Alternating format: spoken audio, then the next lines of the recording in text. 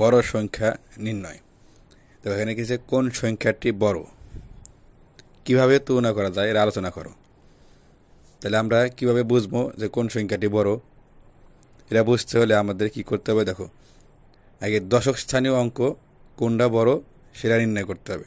তাহলে এখান থেকে গেছে 4 10 1 41 এবং 2 10 7 27। তাহলে আমরা এটা কীভাবে বড় বুঝবো কোনটা? তাহলে দশক স্থানীয় অঙ্কে কোনটা বড় আছে, এখান থেকে দশক স্থানীয় অঙ্ক আছে 4 আর এই জায়গা আছে 2, তাহলে 2 এর থেকে 4 বড় আছে। তাহলে 4 10 1 41 এই সংখ্যাটি বড় এবং 2 10 7 27 এই সংখ্যাটি ছোট।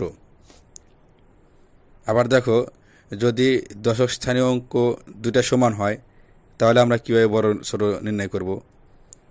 তো সেটা নির্ণয় করতে হলে আমাদের তখন কি করতে হবে, একক স্থানীয় অঙ্কে কোনটা বড় আছে সেটা নির্ণয় করতে হবে। দেখো এখানে কি আছে 3 10 7 37 এবং 3 10 4 34। তাহলে দশক স্থানীয় অঙ্কে এরাও 3 আছে, এখানেও 3 আছে, তাহলে কি দিলে সমান, এখানে তো বড় ছোট নাই। তাহলে আমরা কীভাবে নির্ণয় করব একক স্থানীয় অঙ্কে কোনটা বড় আছে? তো এখানে আছে 4, এখানে আছে 7, তাহলে 7 বড়। তাহলে 3 10 7 37 এটা বড় এবং 3 10 4 34 এটা ছোট সংখ্যা। আমরা এভাবে বড় এবং ছোট সংখ্যা নির্ণয় করব।